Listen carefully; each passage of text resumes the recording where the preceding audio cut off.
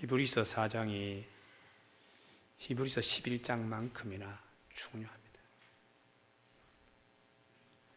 이 세상에 많은 분들이 안식을 원합니다. 참 안식은 하나님 만나지 않고는 참 안식이 없습니다. 성경의 욥의 경우에 욥이 하나님 만나기 전에는 참 안식이 없었습니다. 그는 부자였습니다. 동방에서 욥만큼 부자인 사람 나와봐라. 어디 있느냐? 그리고 욥만큼 경건한 사람이 어디 있느냐? 욥만큼 자녀들이 그렇게 신앙 안에서 잘 이렇게 되어 있는 10아들, 딸이 어디 있느냐? 욥만큼 순수한 사람이 어디 있느냐? 그래도 욥은 사탄이 와서 장막을 허물고 자녀들을 흔드니까 다 잃어버리고 재산이고 본인의 건강이고 믿음은 굳건히 지켰습니다만 안식은 없는 거예요. 안식. 근데 욥이 안식을 누릴 수 있었던 것은 하나님 만난 후부터입니다. 하나님 만나고 나니까 욥에게 큰 평안이 찾아오고 그에게 주어진 물질도 자녀도 사탄이 뺏어가지 못했어요. 믿음 중에서도 더 좋은 믿음의 사람, 70의 시련 겪었는데 140년 더 살게 하나님이 축복해 주십니다. 안식 가운데 더 사는 거죠. 안식 가운데. 오늘도 우리가 그래서 하나님을 만나기 위해서 예배 나오고 기도하고 찬양하며 헌신하며 우리 그러잖아요. 저희 교회는 금년도에 장군 진급할 영광급 장교가 없습니다만은 예비역 장성도는 있습니다. 별다른 것 때문에 1차년도, 2차년도, 3차년도 마지막 해는 정말 달지 못하면 옷 벗어야 돼요. 그런데 대통령이 아무개 대령 좀 만납시다. 대통령 만나고 왔는데 어느 별들, 어느 별 셋이 별 안 된다고 누가 감히 그러겠어요? 하나님께서 오늘도 우리를 만나시기를 원합니다. 할렐루야. 예배 가운데 만날 수 있게 되기를 바랍니다. 그래서 근심, 걱정, 불안, 누가 뭐라 그러는 거 거기서 벗어나야 돼요. 그런데 오늘 본문 말씀에 나만 만나서 안 되는 것입니다. 나만 안식 누리는 것이 함께 들어가야 한다는 것이 오늘 그것이 히브리서 4장의 핵심입니다. 히브리서 4장 11절을 보시면 우리가 저 안식에 들어가기를 힘쓸지니 함께 들어가야 함께. 오늘 우리 사회 가운데 국민소득은 세계의 몇 위권입니다 하지만은 함께라는 개념에서는 피부에 와닿지 않잖아요. 더불어라는 개념에서는 피부에 와닿지 않습니다. 함께가 얼마나 중요합니까? 성지순례 하면서 겪는 일인데요. 대한민국에서 성지순례 비용이 많이 나가니까 좀 중동 국가에 값싼 항공료를 지불할 수 있는 그런 저가 항공사 택해가지고 13시간 비행기 타고 기내식도 맞지 않는 거 먹으면서 카이로에 내려서 그 호텔도 호텔 같지 않는 자기 나라는 1등 호텔이라 그러는데 우리나라에 모텔 여인숙도 안 되는 그런 곳에 시달리면서 하룻밤 자고 아침에 일찍 불러서 또 하루 종일 관광버스로 시내산까지 데려갑니다. 시내산에 오르는 것이 얼마나 일생의 소원인지 그 시내산 밑에 와서 여장을 풀면 해발 한 1500m 고지입니다. 시내산이 2000 한 몇백 메다 고지니까 그래서 상당히 올라와 있죠. 그래서 몸이 그냥 힘든데 가이드가 방 배정할 때에 여러분 새벽 2시에 일어나야 됩니다. 아니 왜 새벽 2시에 일어나야 됩니까? 그렇지 않으면 일출 광경을 못 봅니다. 모세가 적각 꾸려는 가나안 땅에 떠오르는 그 태양을 아침에 첫 시간을 우리가 보는 그 감격을 느낄 수 없습니다. 2시에 일어나셔야 30분 동안에 준비들 하고 시내산 밑에까지 또 움직여 가는데도 30분 걸리니까 3시에 이르면 젊은 사람들 부지런히 한 1000m 더 올라가야 되니까 2시간 만에 올라가지만 힌두분은 낙타 타고 올라가야 됩니다. 그래서 한 5시쯤이나 5시 한 10분쯤 동토는 일출을 보면서 감격하는 거죠. 모세가 봤던 그 일출 광경. 오늘 우리도 이 자리에 꽃같이 집은 하나님, 우리 가정에 이런 일을 좀 하나님 이루어 주옵소서 하고 거기서 누구 한 사람도 기도하지 않는 사람이 없어요. 그런데 2시에 일어나지 않고 조금 늦게 일어나면 일출 광경을 못 보는 것뿐만 아니라 내려올 때에 더워서 못 내려옵니다. 한 9시쯤 되면 얼마나 풀 한 폭이 없는 그 바위산에 태양빛이 뜨거운지 조금 늦으면 더워서 내려오지를 못합니다. 그래서 2시에 일어나게 하는데 더러는 같이 갔던 일행 가운데 방에서 못 나오는 분이 계세요. 권사님 빨리 일어나시죠.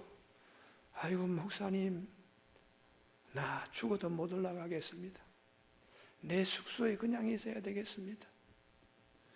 음식도 입에 맞지 않고 그리고 너무 비행기 타고 차를 타서 죽을 것만 같습니다.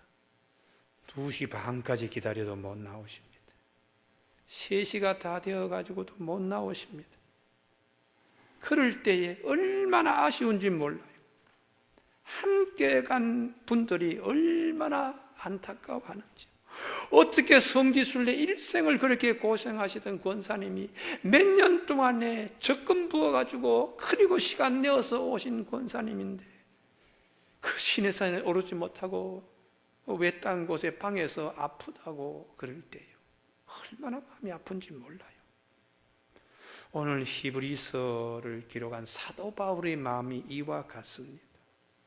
교우들이요, 초대교회 교인들이요, 저 안식에 들어가야 되는데요. 한 사람도 빠지지 않고 다 함께 들어가야 되는데요. 그러는 거예요.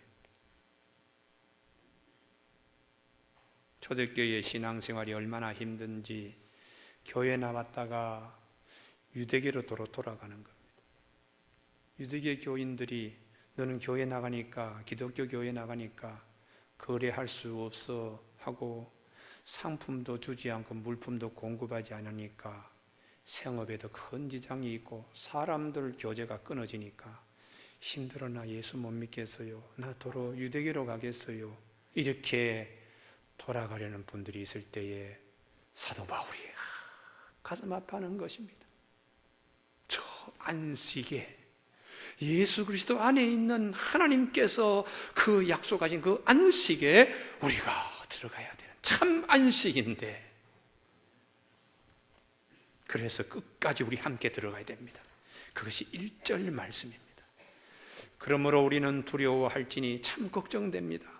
그의 안식에 들어갈 약속이 남아있을지라도 그분의 안식에 들어갈 날이 아직 우리가 조금 남아있는데 너희 중에 여러분 중에 이르지 못할 분이 계실까 걱정됩니다. 다 함께 들어가야 되는데요 라고 사도 바울이 얘기하는 거예요. 여러분 오늘 이번 주간은 이 말씀이 꼭 우리에게 기도가 되기를 바랍니다. 수능고사를 봅니다. 다 함께 들어가야 됩니다. 할렐루야. 다 함께 좋은 결실 맺어야 됩니다. 지난 주간에 제가 학교 강의를 목요일날 하는데 학부 학생이 한 60명이 듣습니다. 1학년도 듣고 3학년도 듣고 선택하는 학생들이 듣는데요. 출석을 좀 부르고 난 다음에 늦은 학생이 아이고 선생님 제가 기숙사에서 나오면서 옷장에다가 머리를 탁 이렇게 모르고 부딪혀서 이렇게 이마가 찢어졌습니다. 병원에 갔더니 의사가 오늘은 허물 없이 이렇게 깁는 의사가 출근한 날이 아니기 때문에 내일 와야지 흠 없이 수술할 수 있는 외과 의사가 오기 때문에 내일 오라 그래서 이렇게 그냥 붕대로 1차적으로 벌어진 부분을 이렇게 눌러놓고 왔습니다. 그래서 아이고 안 됐구나. 그러고 이제 1시간 지나고 2시간째 발표, 조별 발표를 한 학생이 나와서 야, 너 아침에 머리 찢어졌는데 오늘 이 발표 제대로 할 수 있니? 아닌데요? 저 머리 안 찢어졌는데요? 아니 너 아침에 나한테 머리 찢어졌다고 그랬잖아. 그랬더니 알고 보니까 쌍둥이가 강의실에 듣는 거예요. 머리 찢어진 아이는 조현우고 지금 발표한 아이는 조민우 형제예요. 그리고 1시간 또 쉬는데 한 학생이 나오더니 그 두 쌍둥이와 함께 한 학생이 나오더니 내가 얘들의 누나입니다. 조예은이라고. 그래서 내가 그 얘기를 듣는 순간에 이 부모님이 얼마나 기도했을까. 쌍둥이 가운데 하나는 대학 들어오고 하나는 대학 들어오지 못하고 다 함께 들어오도록 얼마나 가슴 저리며 얼마나 기도했을까. 여러분 우리 삶 가운데 대학 수능고사도 중요하지만 그 천국문에 이르는데 다 함께 들어가야 되는 축복의 역사가 있기를 바랍니다. 할렐루야. 남편은 들어가는데 부인은 빠지고 부인은 들어가는데 남편이 빠지고 부모는 들어가는데 자식이 빠지고 이렇게 해서는 안 된다는 것이. 그래서 사도 바울은 광야교회를 다시 되새김질하는 거예요. 광야교회가 장점은 많지만 한 가지 큰 단점이 있는데 다 함께 들어가지 못했다는 것입니다. 그 광야교회가 모세도 있고 시내산에 돌비도 있고 십계명을 받은 돌비, 성막도 있고 낮에는 구름기둥, 밤에는 불기둥, 하늘의 만나도 다 경험했는 광야교회지만 다 함께 들어가지 못한 약점을 가지고 있다는 거예요. 그래서 우리가 함께 나와서 함께 홍해바다를 건너서 함께 가나안 땅에 들어가야 되는데 광야교회는 그러지 못했기 때문에 신약교회는 신약시대 교회는 절대로 광야교회 전체를 밟아서 안 된다. 다 예수 믿고 다 그 안식에 들어가야 된다. 할렐루야. 그러면서 광야교회를 되새김질하는 겁니다. 광야교회는 민중보고 민중대회 열면서 지도자들이 잘못된 보고를 하면서 많은 사람이 들어가지 못했어요. 여호수아 갈렙만 그리고 20세 이하의 젊은이들만 들어갔습니다. 이런 광야교회와 같이 되지 말아야 된다 하는 얘기를 다윗도 다윗 시대에 했습니다.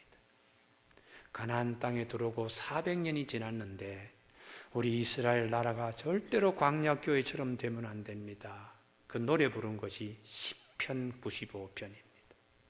그 시편 95편 말씀을 히브리서에서 3장 15절, 4장 3절, 4장 7절 세 번씩이나 강조하는 거예요. 다윗 시대의 다윗이 우리 하나님의 나라 이스라엘 왕국은 광야교회처럼 나고하는 사람 없어요. 다 함께 그 안식에 들어가야 됩니다 라고 이렇게 시편 95편에서 노래 불렀는데 그것을 사도 바울이 히브리서 다시 말씀하는 거예요. 교우 여러분, 이번 주간에 우리 모두에게 이 사도 바울의 마음이 있는 한 주간이 되기를 바랍니다. 우리 다 함께 들어가야 됩니다. 할렐루야. 다 함께 그것을 누려야 합니다. 수능고사 보는 우리 가정에 아무개 하나님이 말씀처럼 반드시 그 안에 다 들어가게 하여 주시옵소서. 하나님 아무개 지금 사업상에 여러 가지 견적을 내고 여러 가지 많은 일들을 꿈꾸고 있습니다. 하나님 반드시 다 함께 그 일이 잘 되게 하여 주시옵소서. 이런 사도 바울의 마음을 우리 실생활에 적용할 수 있기를 원합니다. 그래서 오늘 사도 바울은 우리는 다 앞으로 남아 있습니다. 그 안식에 들어갈 주님 앞에 서는 날, 하나님을 만나게 되는 날 앞에 남아 있습니다. 그러므로 우리는 천국 시민권을 가지고 있는 자들입니다. 빌립보서 3장 20절에 우리의 시민권은 하늘에 있습니다. 이 땅에 우리가 살지만 우리는 하늘의 시민권을 가진 자입니다. 내 삶에 안식이 보증되어 있습니다. 천국의 시민권을 가지고 있는, 그래서 어려워도 내 삶에 천국 시민권을 생각하면서 안식을 누리는 거예요. 이사야 43장 1절에 너는 두려워하지 말라. 내가 너를 지명하여 불렀고 내가 너를 구속하여 지명하였다고. 물 가운데 지날지라도 내가 너와 함께하여 강물이 너를 ը물지 못하고 불 가운데 지날지라도 내가 너와 함께하여 불꽃이 너를 사르지 못할 것이라. 왜냐하면 나는 이스라엘이 내 하나님 너의 구원자가 되시기 때문에 이렇게 말씀하는 거예요. 두 번째 본문 말씀은 함께 들어가야 되고 믿음도 가져야 된다고. 오늘 2절 말씀입니다.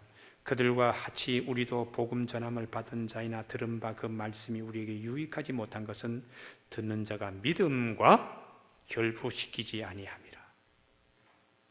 믿음을 갖지 아니, 듣긴 들어도 흘러버리고 믿음으로 생성시키지 못했기 때문에 믿음을 갖지 못했다는 것이. 믿음은 주님의 은혜를 담는 그릇입니다. 우리 다 같이 한번 따라 하십시다. 믿음은 주님의 은혜를 담는 그릇이다. 제가 아마 목회하면서 처음 이렇게 설교하면서 따라 하십시다. 처음입니다. 처음. 제가 따라 하십시다 이렇게 설교하는 목사가 아닌데 워낙 귀한 말씀이니까. 믿음은 하나님의 은혜를 담는 그릇입니다. 마태복음 9장에 12년 동안 혈류병 걸린 여인이 왔는데 내가 예수님의 뒤에 가서 옷가만 붙들더라도 내 병이 나을 것이라는 믿음을 가졌어요. 그때 주님께서 뒤를 돌아보시고 따라 내 믿음대로 될지어다. 그 시에 그 분의 병이 나았다고 되어 있습니다. 내 믿음의 그릇을 통하여 주님은 그냥 은혜를 부어주시는 거예요. 할렐루야. 그래서 성경은 곳곳에서 믿음입니다.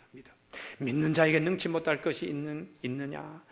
따라 내 믿음대로 될지어다. 믿음이 없이는 하나님을 기쁘시게 못하나니 믿음의 심지어가 견고하는 자는 하나님께서 평강에서 평강으로 인도하신다고. 너희가 기도할 때 무엇이 믿고 구하는 건 다 받으리라. 믿음의 주여 우리를 온전케 하신 예수님을 바라보자. 전부 다 믿음에 대한 말씀인데 믿음은 하나님의 은혜를 담는 그릇이기 때문에 그래요.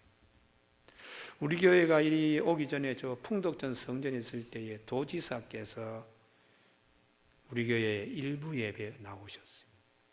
당시는 저 김장한 목사님 교회에 적을 두고 있는데도 예배는 우리 교회 와서 수년간 드렸습니다.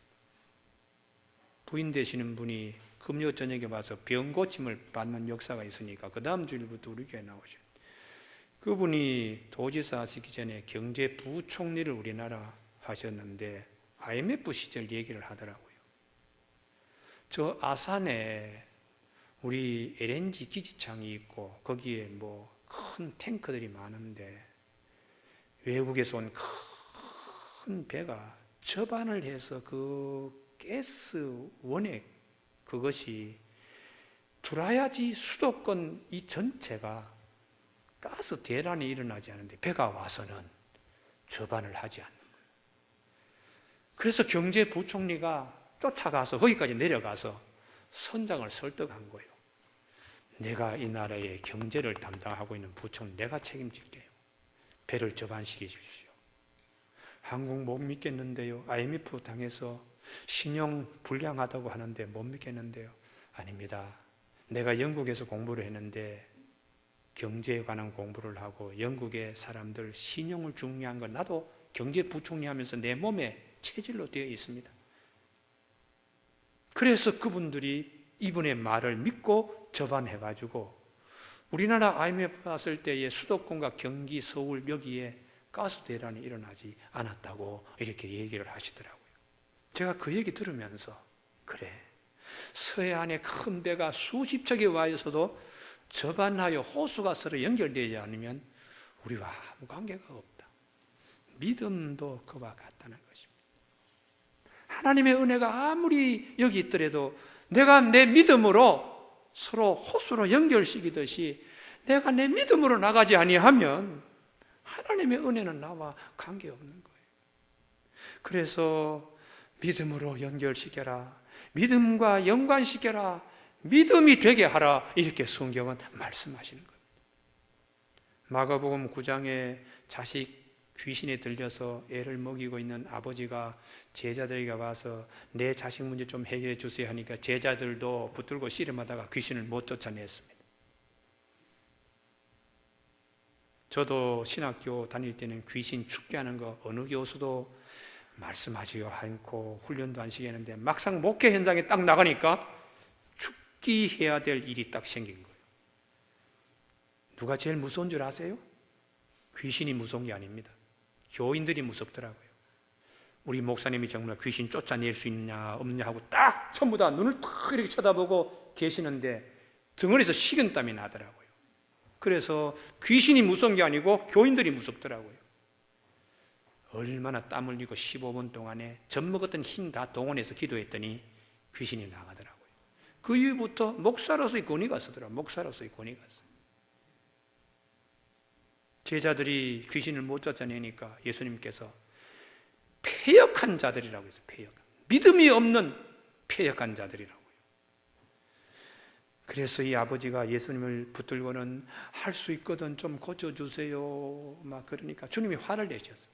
할 수 있다는 말이 무슨 말이냐, 믿는 자에게 능치 못할 것이 없는데, 이렇게 말씀하시니까 이 아버지가 내가 믿습니다, 내가 믿도록 또 도와주세요 하고 믿음의 호수를 갖다 대니까 주님께서 귀신을 꾸짖어 이르시되 말 못하고 못 듣는 귀신아, 내가 내게 명하노니 그 아이에게서 나오고 다시 들어가지 말라, 이렇게 말씀하시니 그 아이가 그 시에 병이 나았다고. 아버지의 믿음이 서니까 은혜가 가정의 자녀에게 임하게 되었다. 믿음이 얼마나 중요한 것인가를 말씀하는 거예요. 그래서 우리 교회는 다 믿음의 10부장에서 50부장이 되기를 바랍니다. 또 50부장에서 100부장이 되기를 바랍니다. 100부장에서 500부장, 1000부장이 되기를 바랍니다. 이렇게 우리가 말씀을 하는 겁니다. 광야교회에서 나고한 사람들은 듣기는 들어도 가나안 땅은 젖과 꿀이 흐르는 땅에 반드시 우리가 그 땅에 들어갑니다.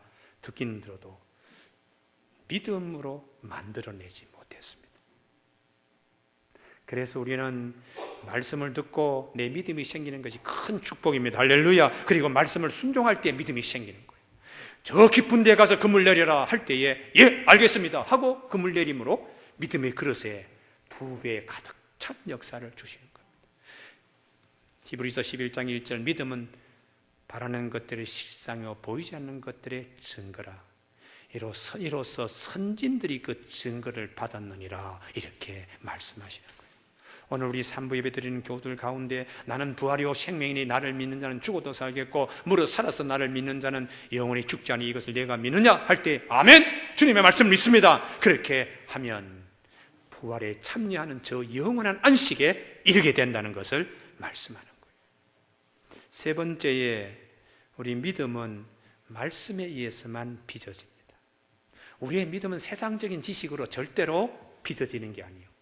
왜냐 그러면 불에 집어넣어서 태워도 없어지지 않는 금보다 더 귀한 믿음은 사라지는 것으로 되는 게 아닙니다.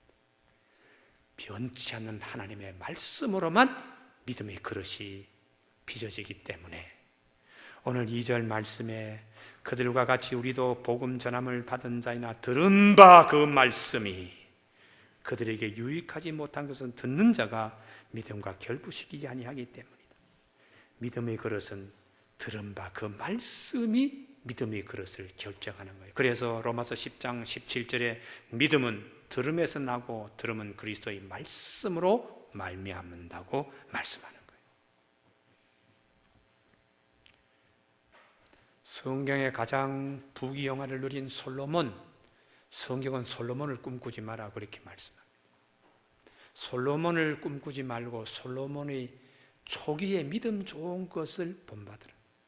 솔로몬이 초기에는 믿음 좋았는데 나중에 임금이 되어 시간이 점점 지나면서 믿음은 점점 떨어지고 부귀영화만 누리는 거예요. 어느 정도인가 하면 금으로 만든 금방패를 나무로 만든 창고에다가 그냥 보초병도 없이 그냥 두드려도 누가 가져가질 않았어요. 금방패 큰 거 200개인데 하나의 무게가 600세겔이니까 6.9kg입니다. 금 6.9kg, 7kg 가까이 되는 것을 금방패를 200개를 만들어 가지고 하고, 그것도 부족해서 작은 방패 3만회라고, 1만회가 50세겔인데요 3만회니까 150세겔이에요. 그러니까 큰 방패의 4분의 1 크기입니다. 그걸 300개 만들어 놓고서, 그리고는 자기가 앉아있는 자리도 상아로 되어 있는 그 옥자를 만들고 거기다 금을 다시 또 입혔어요. 그래서 솔로몬 시대 때는 길거리에 차이는 것이 은입니다. 은을 돌처럼 흔하게 하고 백향목을 뽕나무처럼 흔하게 할 정도로 그렇게 잘 살았는데 이게 오래가지 못했어요. 아들 때에 다 빼앗깁니다. 애굽으로에서 올라온 시삭이라는 임금이 금방패도 다 자기 수레에 담고, 임금님이 자랑하는 옥자고 뭐고 다 금 다 가져가는 거예요.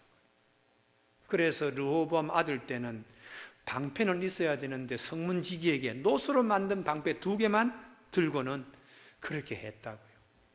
그러면 솔로몬이 그렇게 금방패 만든 것은 잠깐 시삭이라고는 애굽장을 주기 위하여 만든 것밖에는 되질 않아요. 그래서 임금이 되면 절대로 3가지 하지 마라. 첫 번째, 자기를 위해서 은금을 쌓아두지 마라. 2번째는 아내를 많이 두지 마라. 3번째는 병마를 애굽에서 절대로 수입하지 말라. 이 3가지는 절대로 하면 안 돼 했는데 솔로몬은 이 3가지를 다 했습니다.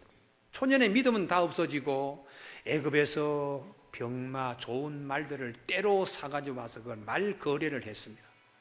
그리고는 자기 아내를 1000명이나 데리고 있었습니다. 후궁을 700명, 첩을 300명.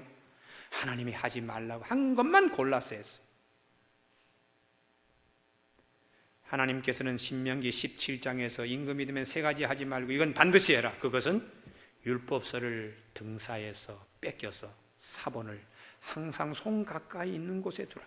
이 말씀은 무슨 말씀인가 하면, 말씀을 금보다 더 우선적으로, 말씀을 수많은 여인보다 더 우선적으로, 말씀을 힘 있는 말들보다 우선적으로 삼는 임금이 되어야 된다. 이 말씀인데 솔로몬이 그걸 잊어버렸어요. 결국은 솔로몬 다음 때에 12지파군 10개 지파가 손에서 벗어나서 북이스라엘을 세우고 말았습니다. 교우 여러분, 솔로몬의 믿음은 애굽의 말이나 은금이나 그의 부인들에 의해서 믿음은 지켜지는 것이 아니라 보잘것없는 작은 종이 위에 세워진 임금으로 지켜야 될 율법서, 그것이 솔로몬의 믿음을 지켜준다는 것을 솔로몬이 몰랐습니다. 나중에 하나님이 솔로몬에게 2번씩 나타나셔서 말씀하신 하나님이 솔로몬에게 내가 너를 버렸다, 그렇게 말씀하는 거예요. 우리는 거꾸로 뒤집어서 아무리 내가 힘들고 어려워도 말씀만을 내 믿음의 기본 틀로 갖고 있으면 하나님께서 역사하신 은혜가 있을 줄로 믿습니다. 그래서 주의 말씀은 곳곳에 청진기처럼 다니면서 어디에 잘못된 게 없나 짚어보라는 것이, 그것이 히브리서 4장 12절입니다. 히브리서 4장 12절, 하나님의 말씀은 살아있고 활력이 있어 좌우에 날선 어떤 것보다 예리하여 혼과 영과 및 관절과 골수를 찔러. 우리 마음 깊은 곳에는 의사의 청진기가 못 들어옵니다. 하나님의 말씀이 구석구석 다니면서 하나님의 뜻과 반하는 것이 없나 하고 진찰하는 거예요. 그래서 주님 앞에 깨끗한 모습으로 서서 은혜의 보좌에 담대히 나아가라고 말씀하는 겁니다. 교우 여러분, 느헤미야가 잘한 일은 예루살렘의 총독으로 있다가 성벽을 재건하고 페르시아 왕이 불러서 잠깐 갔다가 오는 사이에 예루살렘이 너무 변질되었어요. 성소에 그렇게 해방군 도비야, 암몬의 지도자인 도비야가 자기 방을 똑 차지하고는 앉아 있는 거예요. 그리고 예루살렘 성에는 안식일이 또 없어지고 안식일 날 뭐 장사한다고 뭐 이런 일이 있어서 이 느헤미야가 다니면서 도비야를 끌어냈어요. 그리고는 그 방에 하나님의 유향과 하나님의 새 포도주 기름을 넣을 방으로 다시 회복시키고 다니면서 예루살렘의 안식일 지킬 수 있도록 한 후에 예루살렘이 진정한 안식을 누릴 수 있었어요. 하나님의 말씀이 느헤미야처럼 내 곳곳에 다니면서 불안, 초조, 염려, 근심, 걱정, 청진기 되듯이 주님의 말씀이 쭉 다니시면서 우리 몸을 이렇게 하는 역사가 있다는 거예요. 그래서 내 믿음은 주의 말씀을 가지고 항상 자기를 말씀으로 관찰하는 거예요. 은혜의 보호자의 담대히 나가는 귀한 축복이 있게 된다는 것입니다. 할렐루야. 그래서 우리는 내가 사랑하는 주님이 하나님 우편에 대제사장으로 계시고 그분은 우리의 모든 어려움을 다 경험했기 때문에 내가 이런 마음으로 주님 앞에 나가야 되는데 너희가 긍휼하심을 받고 때를 따라 돕는 은혜를 얻기 위하여 그 은혜의 보좌에 담대히 나갈지어다 이렇게 말씀하는 겁니다. 오늘 우리 교우들에게 우리 함께 다 그 은혜의 보좌에 나가야 됩니다. 할렐루야. 다 큰 믿음의 용사가 되어 나가야 됩니다. 할렐루야. 내 믿음은 말씀으로 굳건하여 그렇게 나가야 됩니다. 이번 주간에 이 큰 은혜가 우리 모두에게 있기를 주님의 이름으로 축복합니다. 기도하시겠습니다.